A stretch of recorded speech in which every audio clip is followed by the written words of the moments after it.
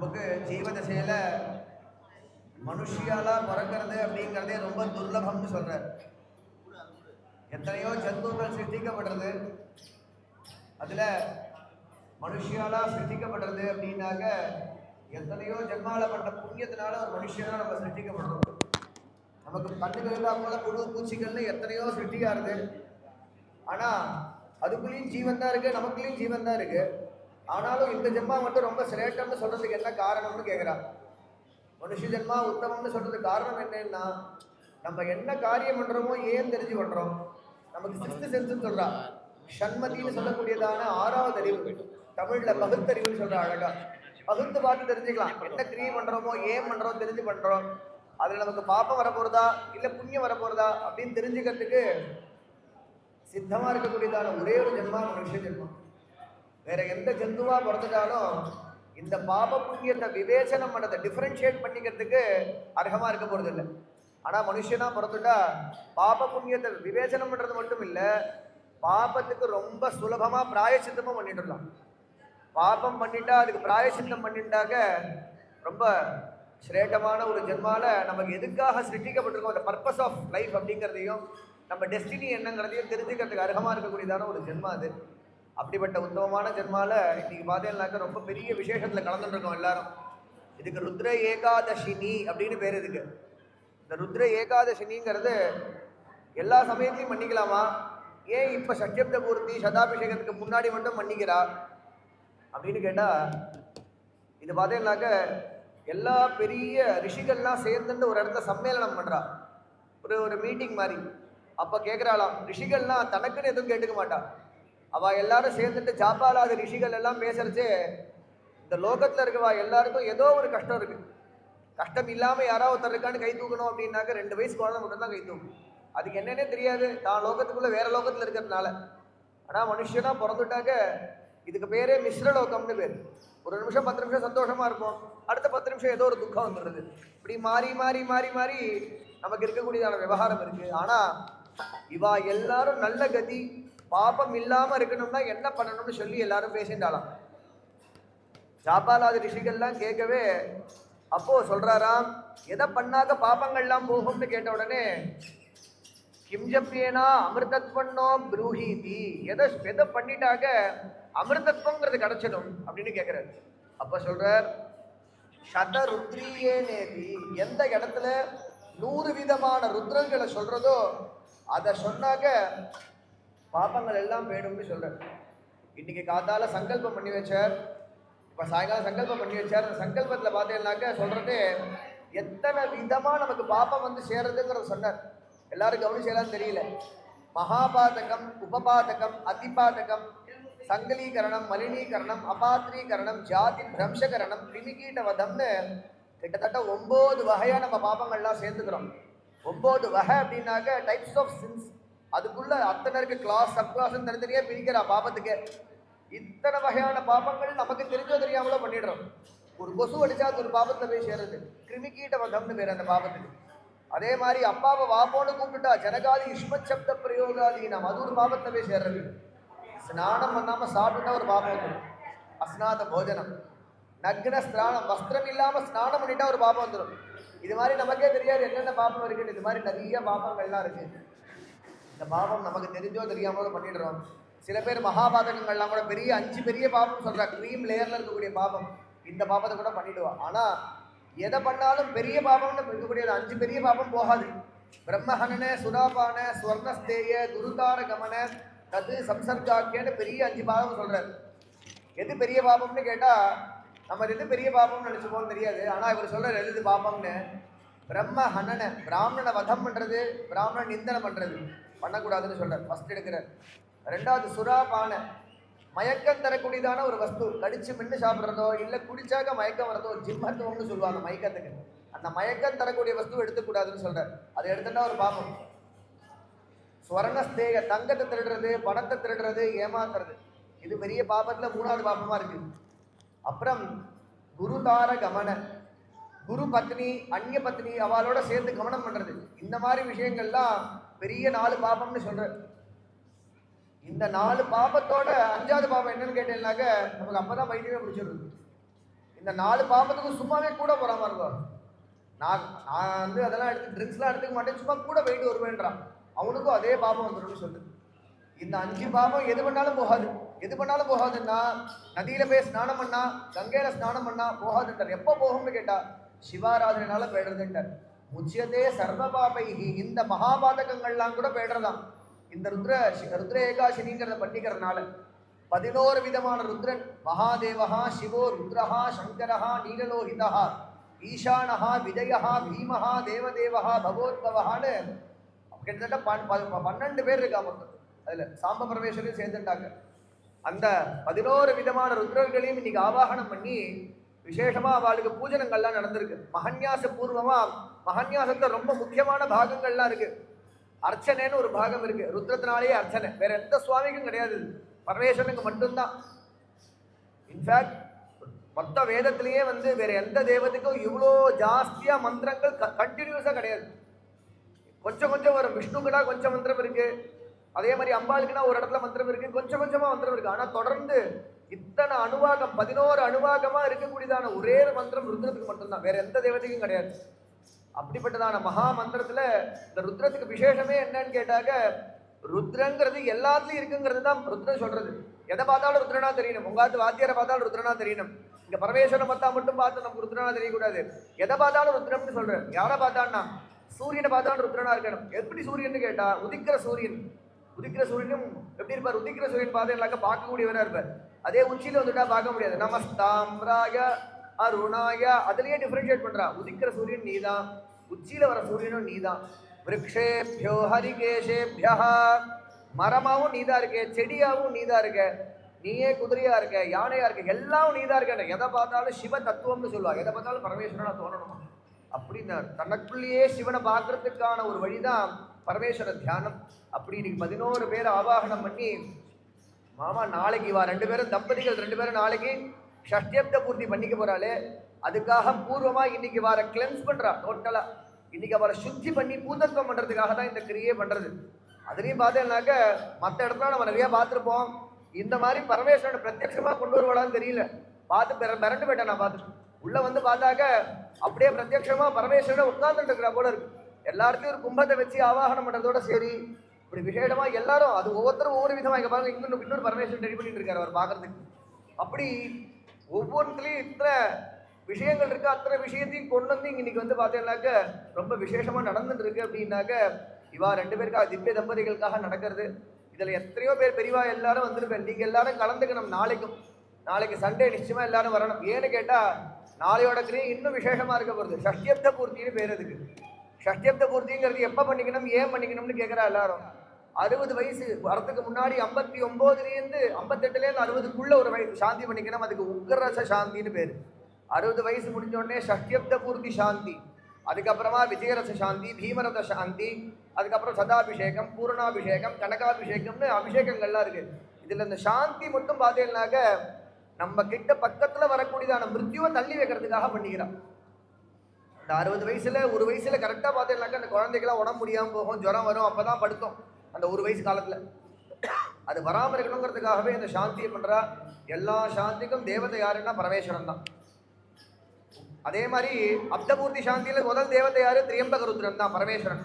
காலனை காலா உதச்சார் இல்லையா, மிருத்யுஞ்செயர். அதே மாதிரி 59 58 வயசுல பண்ணிக்கூடியதுக்கு உக்ர மிருத்யுஞ்செயர்னு பேரு. அந்த யமனுக்கு பேர் உக்ர மிருத்யுன்னு பேரு. அவரை ஜெயிச்சதுனால உக்ர மிருத்யுஞ்செயன். அதே மாதிரி பீமரத சாந்தியில பாத்தீங்கன்னாக்க பீம மிருத்யுஞ்செயன். நாளைக்கு பண்ண போறதுல திரியம்பக ருத்ரன். இப்படி ஒவ்வொன்றுலையும் பரமேஸ்வரன் தான் பிரதான தேவதையா வச்சுட்டு இன்னைக்கு பூஜனங்கள்லாம் பண்ண போறது. அதுல நாளைக்கு விசேஷம் என்னன்னாக்க எல்லா சாந்திக்கும் ஒரு 10 தேவதை 15 தேவதை ஆவாகனம் பண்றதா இருக்கும். ஆனா நாளைக்கு கூப்பிட போற தேவதைகள் பார்த்தீங்கன்னா மொத்தம் 120 தேவதை. 120 தேவதை நாளைக்கு கூப்பிட போறது. ஷஷ்டி சம்பத்சர தேவதைன்னு சொல்லி 60 தேவதைகள் வரப்போறா. அதே மாதிரி நட்சத்திரங்களுக்குன்னு 27 நட்சத்திரத்துக்கும் தேவதை இருக்கா. அந்த 27 நட்சத்திர தேவதைகள் வரப்போறா. 9 நவகிரகங்கள் வரப்போறது. அதுக்கப்புறமா 8 அஷ்டதிக் பாலகால் வரப்போறா. 7 சிரஞ்சீவிகள் வரப்போறா.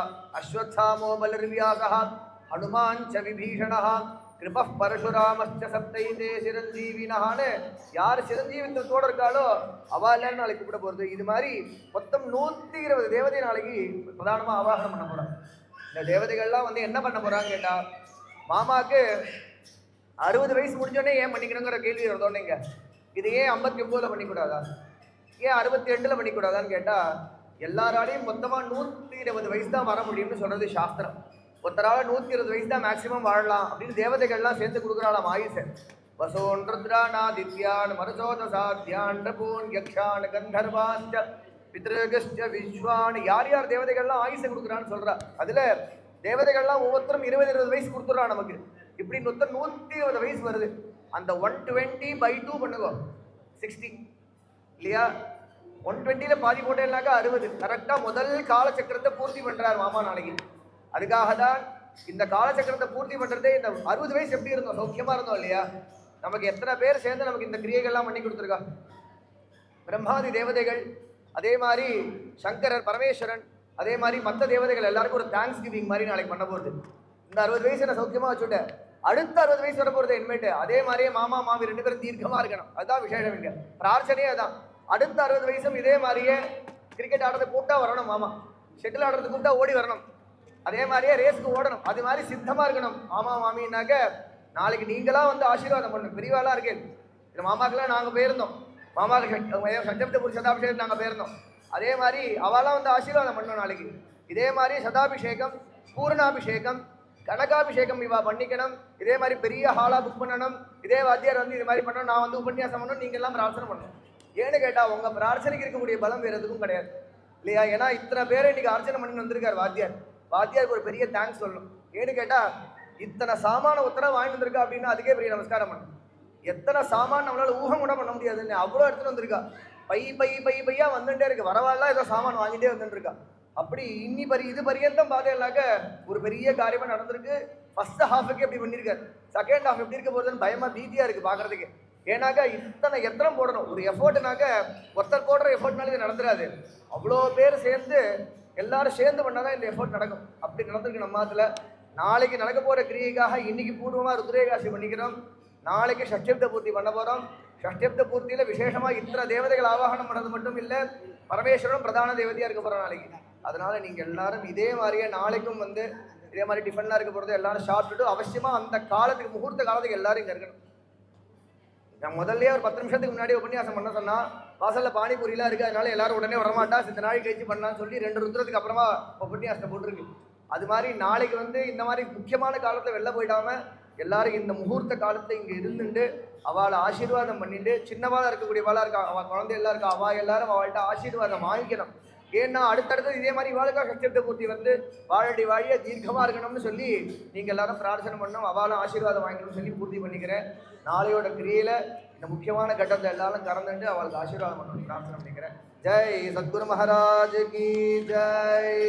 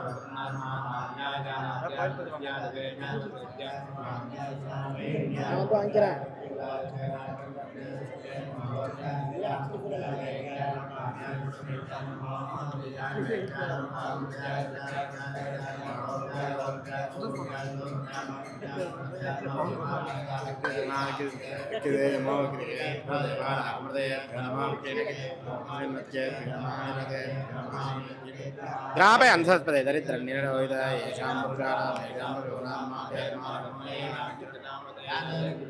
shiva shabe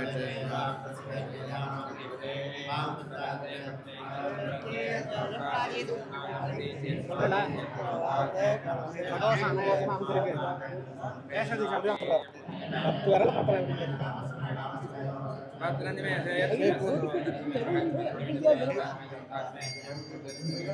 மூடிட்டாங்க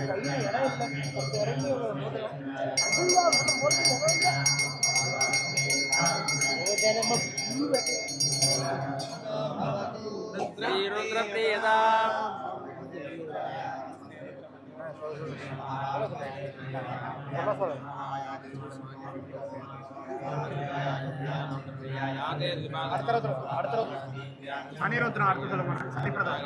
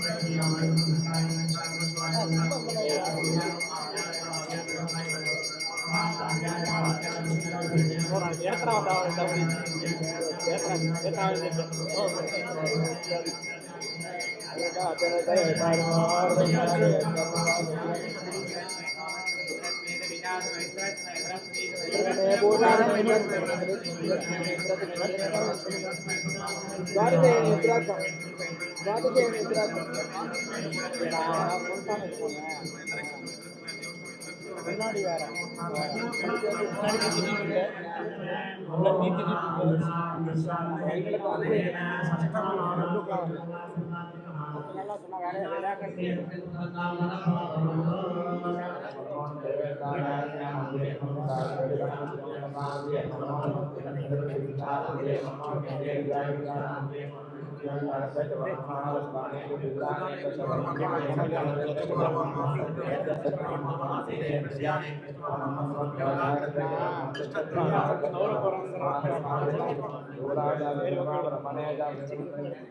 நல்லா சொன்னா வேற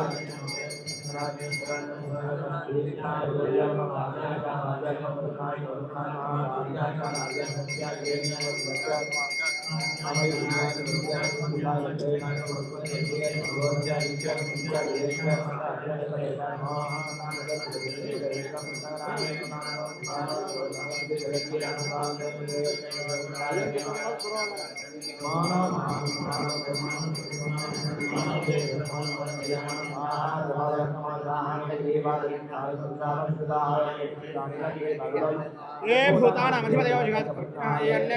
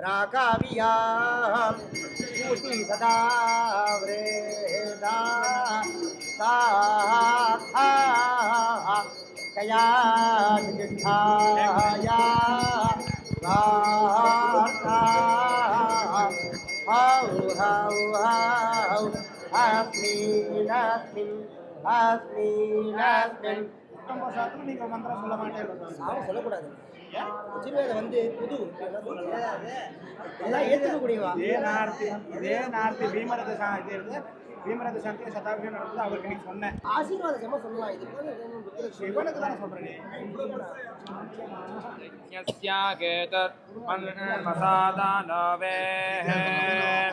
अमदत्तं रक्षामानासयेनं देवा अग्निन्दारयन् रविनोदा रविनोदा रवीनतस्तरस्यान् रविनोदा सनारस्य प्रयं सदे रविनोदा वीरवादे विषण्णा रविनोदा साहदे दीर्घमा दक्षिणावतामिति मानि चित्रा दक्षिणावतां दिवसोर्यादः यस्माराः यमावेधा स्वभामानं महेयते धान्यधनं भगवन् तदसंवत्सरं दीर्घमायुः